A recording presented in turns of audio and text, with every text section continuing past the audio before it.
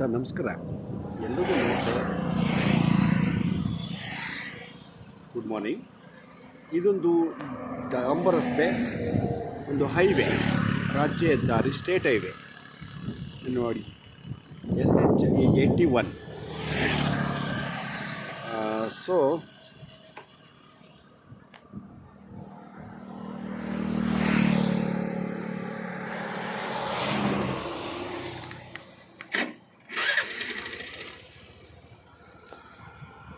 ಈ ಒಂದು ಹೈವೇ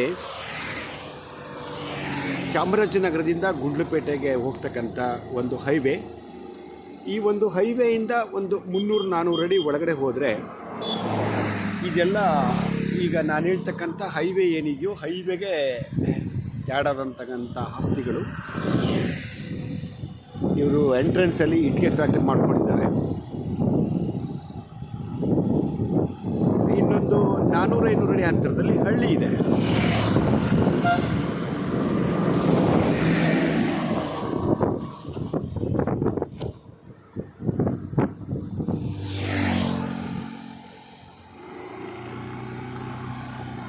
ಈ ರಸ್ತೆಯಲ್ಲಿ ನಾನು ಹೇಳ್ತಕ್ಕಂಥ ಆಸ್ತಿಗೆ ಹೋಗ್ತಾ ಇದ್ದೀನಿ. ಓಕೆ, ನಾನು ಆಗಲೇ ಹೇಳಿದಂಗೆ ಇದು ಗುಂಡ್ಲುಪೇಟೆಗೆ ಹೋಗುತ್ತೆ. ಇದು ಆಪೋಸಿಟ್ ಲ್ಯಾಂಡು, ಅಂದರೆ ಹೈವೇಗೆ ಹ್ಯಾಡ್ ಆಗತಕ್ಕಂಥ ಆಸ್ತಿ. ಸೊ ಈ ಒಂದು ಹೈವೇಯಿಂದ ಒಂದು 300-400 ಅಡಿ ಅಷ್ಟು ಒಳಗಡೆ ಹೋಗಬೇಕು. 2.5 ಎಕರೆ ಇದೆ, ಸಂಪೂರ್ಣ ರೆಡ್ ಸಾಯಿಲ್. ಈ ಒಂದು ರಸ್ತೆ ಕೂಡ ಭಾಳ ವಿಶಾಲವಾಗಿದೆ. ಇನ್ನೂ ಸ್ವಲ್ಪ ಈ ಕಡೆ ನೋಡಿ, ಎಡಭಾಗಕ್ಕಾದಂಗೆ ಮಾಡಿಕೊಂಡ್ರೆ ಇನ್ನೂ ವಿಶಾಲವಾಗಿ ಇದೆ ಈ ಒಂದು ರಸ್ತೆ. ಓಕೆ, ಇದು ಚಾಮರಾಜನಗರದಿಂದ ಸ್ಪಾಟ್ಗೆ ಹಾರಾಗುತ್ತೆ. ಕಮರ್ಷಿಯಲ್ ಆಗೋಗಿದ್ದಾವೆ ಇಲ್ಲೆಲ್ಲ. ಸೊ ಚಾಮರಾಜನಗರ ಟು ಗುಂಡ್ಲುಪೇಟೆ ಹೈವೇಯಿಂದ ನಾನು ಆಗಲೇ ಹೇಳ್ದಂಗೆ ಒಂದು 300-400 ಅಡಿ ಒಳಗಡೆ ಹೋಗ್ಬೇಕಷ್ಟೇ. Red soil. ಇದೇ ಊರಿನ ರೈತರಿಂದ ಆಗ್ತಕ್ಕಂಥ ಒಂದು ಆಸ್ತಿ.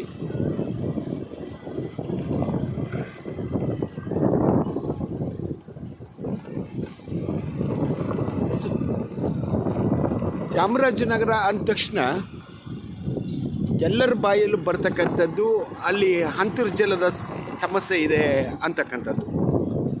ಸೊ ಅದು ಇತ್ತು, ಇಲ್ಲ ಅಂತ ನಾನು ಹೇಳಲ್ಲ. ಒಂದು 15-20 ವರ್ಷಗಳ ಹಿಂದೆ ಒಂದು 700 ಅಡಿ 800 ಅಡಿ ಆ ಥರ ವಾಟ್ರ್ ಎಲ್ಲ ಸಿಗ್ತಾಯಿತ್ತು.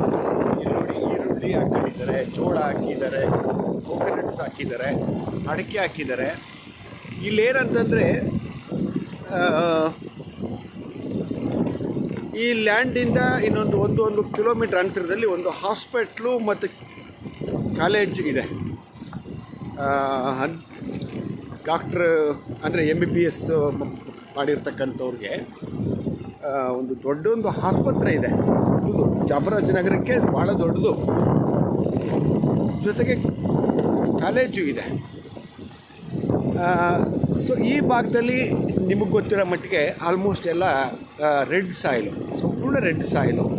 ವಿಶೇಷವಾಗಿ ಆಸ್ತಿಗಳಿರೋದ್ರಿಂದ, ಜೊತೆಗೆ ಆರ್ಥಿಕವಾಗಿ ಸಮಸ್ಯೆಗಳಿರೋದ್ರಿಂದ ಯಾರು ಇರೋದ್ರಲ್ಲಿ ಸ್ವಲ್ಪ ಅನುಕೂಲತೆಯನ್ನು ಇಟ್ಕೊಂಡಿದ್ದಾರೋ ಅವ್ರು ಮಾತ್ರ ಪಂಪ್ಸೆಟ್ ಮಾಡಿ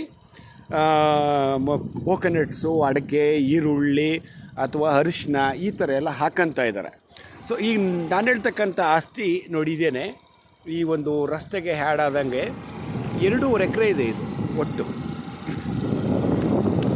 ಇಲ್ಲೊಂದು ಕಲ್ಕಂಬ ಇದೆಯಲ್ಲ, ಇಲ್ಲಿ ಈ ಒಂದು ರೋಡ್ ಎಂಟ್ರೆನ್ಸ್ಗೆ ನೋಡಿ, ಇದು ಅದ್ಬಸ್ಟ್ ಮಾಡ್ತಿರ್ತಕ್ಕಂಥ ಕಲ್ಲು. ಅಲ್ಲಿಂದ ದಕ್ಷಿಣಕ್ಕಾದಂಗೆ ನಾರ್ತ್ ಸೌತ್ ಇರ್ತಕ್ಕಂಥ ಈ ಒಂದು ರಸ್ತೆಗೆ ನೋಡಿ ಕ್ಯಾಡಾದಂಗೆ ಇರ್ತಕ್ಕಂಥ ಈ ಒಂದು ಆಸ್ತಿ 2 ಎಕರೆ.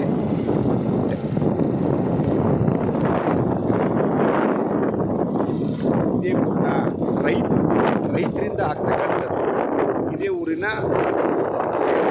ಆಲ್ಮತಸ್ಥ ಸಮಾಜದವರು ಎಲ್ಲ ಭಾಗ ಹಂಚ್ಕೊಂಡಿದ್ದಾರೆ.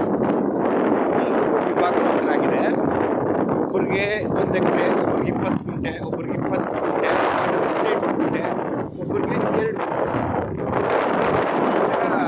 ಎಲ್ಲರೂ ಭಾಗ ಹಂಚ್ಕೊಂಡಿದ್ದಾರೆ. 2.5 ಎಕರೆ ಎಲ್ಲರಿಗೂ ಒಪ್ಪಿಗೆ ಇದೆ. ನೋಡಿ, ಇದು ಬಾಂಡ್ ಕಲ್ಲು ದಕ್ಷಿಣ ದಿಕ್ಕಿಗಾದಂಗೆ. ಇದು ಹೆಂಡು, ಆಸ್ತಿಯ ಹೆಂಡು.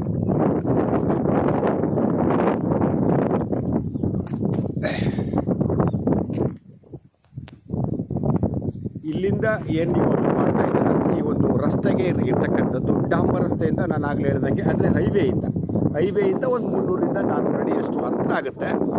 ಸೊ ನಾರ್ತ್ ಸೌತು ಭಾಳ ವಿಶಾಲವಾಗಿದೆ ಈ ಒಂದು ರಸ್ತೆಗೇ. ಜೊತೆಗೆ ಹಿಂಭಾಗಕ್ಕೂ ಅಷ್ಟೇ ಒಳ್ಳೆ ಬಾಕ್ಸ್ ಪೀಸಲ್ಲಿದೆ ಆಸ್ತಿ. ಓಕೆ, ಇಲ್ಲಿಂದ ನಾನು ಆಗಲೇ ಹೇಳ್ದಂಗೆ ಹಾಸ್ಪಿಟ್ಲು ಮತ್ತು ಕಾಲೇಜ್ ಏನಿದೆಯೋ ಒಂದರಿಂದ 1.5 ಕಿಲೋಮೀಟ್ರಷ್ಟು ಅಂತರ ಆಗುತ್ತೆ, 1.5 ಅಂತಲೇ ಇಟ್ಕೊಳ್ಳಿ.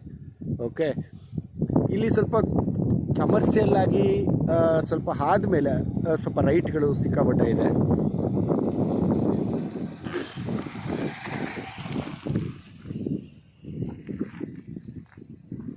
ನೋಡಿ, ಇಲ್ಲಿ ಅನುಕೂಲವಾಗಿರ್ತಕ್ಕಂಥವ್ರು ಎಲ್ಲ ಅಲ್ಲಿ ಕ್ರಾಪ್ನ ಇಡ್ತಾ ಇದ್ದಾರೆ. ಇಲ್ಲೊಬ್ಬರು ಆರ್ಥಿಕವಾಗಿ ಅನನುಕೂಲವಾಗಿರ್ತಕ್ಕಂಥವ್ರು ನೋಡಿ,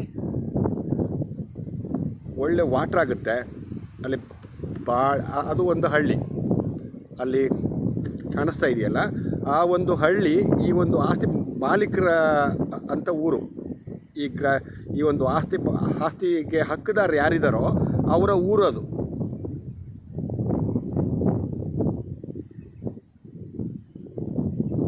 ಆಲ್ಮೋಸ್ಟು ಸುಮಾರು ಜನ ನಾನಾಗಲೇ ಹೇಳ್ದಂಗೆ ಅನುಕೂಲವಾಗಿರ್ತಕ್ಕಂಥವ್ರು ಹೋಮ್ಸೆಟ್ ಮಾಡಿಕೊಂಡು ವ್ಯವಸಾಯ ಮಾಡ್ತಾಯಿದ್ದಾರೆ. ಇನ್ನು ಕೆಲವರು ಹಾಗೆ ಇಟ್ಕೊಂಡಿದ್ದಾರೆ. ಯಾಕೆಂದರೆ ಒಂದು ಹಣಕಾಸಿನ ಸಮಸ್ಯೆ, ಇನ್ನೊಂದು ಸಮಸ್ಯೆ ಅವ್ರ ಊರಲ್ಲಿ ಇಲ್ಲದೆ ಇರ್ತಕ್ಕಂಥದ್ದು, ಇನ್ನೊಂದು ಸಮಸ್ಯೆ ಒಬ್ರಿಗೊಬ್ರಿಗೆ ಅಂಡರ್ಸ್ಟ್ಯಾಂಡಿಂಗ್ ಇಲ್ಲದೆ ಇರ್ತಕ್ಕಂಥದ್ದು, ಅಥವಾ ರೆಕಾರ್ಡ್ಸಲ್ಲಿ ಏನಾದ್ರು ಪ್ರಾಬ್ಲಮ್ ಇರ್ಬೋದು, ಅಥವಾ ಅಕ್ಕ ತಂಗಿರ್ದು ಏನಾದ್ರು ಪ್ರಾಬ್ಲಮ್ ಇರ್ಬೋದು, ಈ ಥರವಾಗಿ ಇಟ್ಕೊಂಡಿರ್ತಕ್ಕಂಥವ್ರು ಇದ್ದಾರೆ. ಸೊ ಈ ಒಂದು 2.5 ಎಕರೆ ಇವರು ಒಂದು ಕುಂಟೆಗೆ 1 ಲಕ್ಷ ಹೇಳ್ತಾ ಇದ್ದಾರೆ. ನೆಗೋಷಿಯಬಲ್ ಆಗುತ್ತೆ, ಬಟ್ ಎಷ್ಟಾಗುತ್ತೆ ಗೊತ್ತಿಲ್ಲ. ಮಾತಾಡೋಣ. ಇಂಟ್ರೆಸ್ಟ್ ಇದ್ದಂಥವ್ರು ದಯವಿಟ್ಟು ಹೇಳಿ.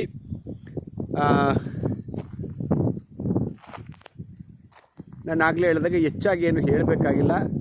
ಚಾಮರಾಜನಗರದಿಂದ ಸ್ಪಾಟ್ಗೆ 6, ಚಾಮರಾಜನಗರ ಟು ಗುಂಡ್ಲುಪೇಟೆ ನೋಡಿ SH ನೋಡಿ 81 ಏನಿದೆಯೋ SH ರಾಜ್ಯ ಹೆದ್ದಾರಿಯಿಂದ 300ರಿಂದ 400 ಅಡಿ ಒಳಗಡೆಗೆ.